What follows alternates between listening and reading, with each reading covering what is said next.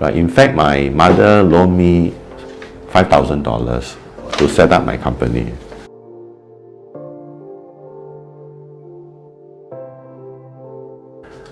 One other part is that I do not do projects that downsize company. Downsize meaning cutting the staff? Cutting staff. Why is that so? I mean, people need to make a living, and you cut the job and then they will be in trouble.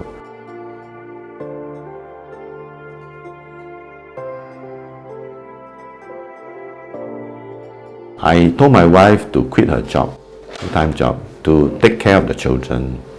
And we both quit our jobs at the same time. I was sad, I was worried, I was very stressed up because by then we have two other colleagues, two other staff in the organization. When I went to the international field, I started to focus on the three things I mentioned: professionalism, quality, and service. Somehow my counterparts like it, and I got known for that. And referral for jobs came back automatically.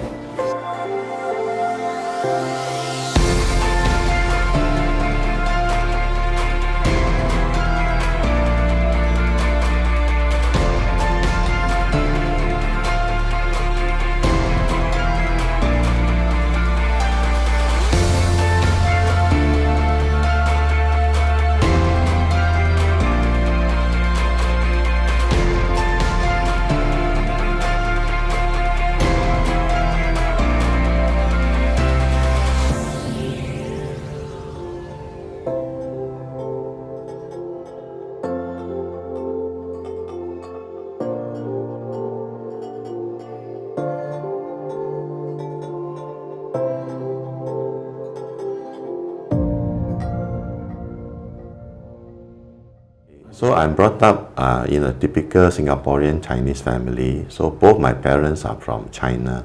In my younger days, I'm being exposed to all this Chinese New Year, right, where we distribute red packet, family reunion dinners, and family gatherings. We have also all sorts of Chinese festivals like the Qingming, where we go and pray our ancestors. Right? We will remember them, right? We will pay respect to them.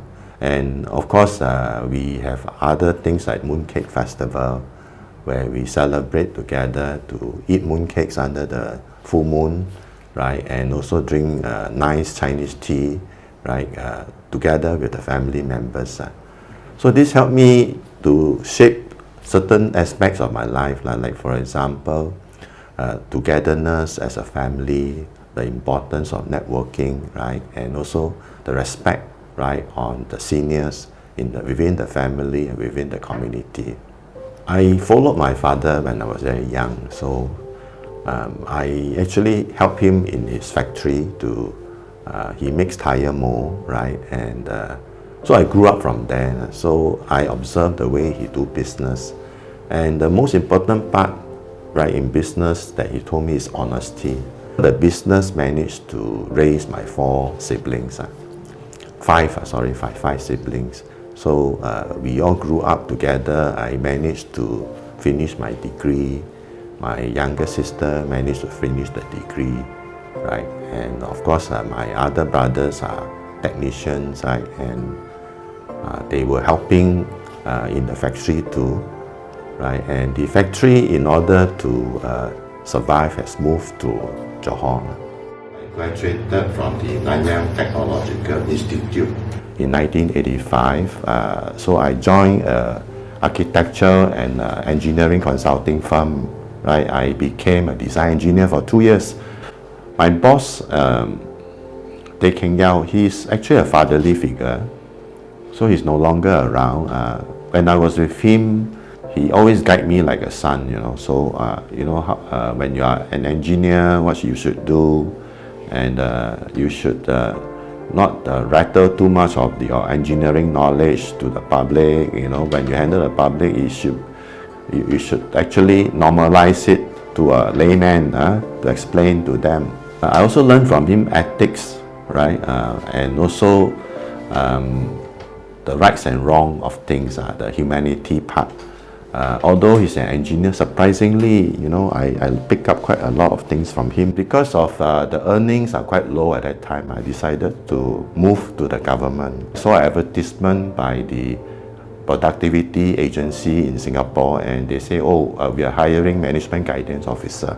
So I was quite interested, right? And I joined them, and my pay was doubled. Not only the pay was good, and at that time, they actually offer a lot of training. They sent me to Japan to learn about industrial engineering, to learn about management consultancy, and how to manage human resources in companies and so on. As a design engineer, I have to sit beside the draftsman in the SME firm and design buildings and structure and produce drawings after my design is done. Right, so I hardly do any public speaking. Of course, I was stressed up, and I ran around asking for help. So what I did was that I went to my senior, and then he gave me a deck of slides, and then he ran through with me what to say for each slides. So it was quite a challenge for me taking on the role as a trainer. However, I have very good senior colleagues at the government agency that actually coached me step by step how to handle participants, how to open the training sessions, and how to present, right, step by step. As a young trainer, I just emulate what he teach me. I didn't change anything, I just follow. Then ended up I did quite well. I did better than the Japanese guy who is trying to speak English, and I was commented by the Japanese expert. After 5 years, I decided to leave because at that time, I have already a family of 5. I have 3 children, right? I need more income so that my family have a better life. So I decided to form a consulting firm, right? So Taean Consulting International. So this is the company that I'm still in now. When was that? It's in 1993. When my manager heard that I'm leaving, so he decided to join me, right? So we became partner, right, in the firm. So we spent about 6 months every evening. I went to his house to discuss about strategy. We developed training packages so that on the day of launch, we have something to sell, right, to our clients. We did it very well. So we have clients like Petronas, Sime Darby, Seagate, Apple Computer Singapore branch. So when there is money coming in, a lot of money, and different partners will have different views of things. And of course, they have different priority. My partner has a different agenda, right? And he has his own preferred set of clients. Whereas for me, I go for clients that actually brings in the revenue. It's different. And at that time, we were incubating that PSB program, industrial relocation. So I wanted to go big to secure that program because only then we can make a lot of money. The partnership lasted 4 years. When my partner left me, I was stressed out. Without my partner, of course, the contents part suffered, right? And because I don't have enough time to bounce the idea before launching the program. At that time, my wife was already in the company, helping me in the finance. And at that time, when PSB came to us to say that, Kelvin, we have this HDB industrial relocation project. Are you interested to support us in the program? It's very, very massive. We are talking about maybe at least 1,000 organizations involved. So I said yes. In fact, we did very well for the program. We were one of the biggest subcontractor for the government agency.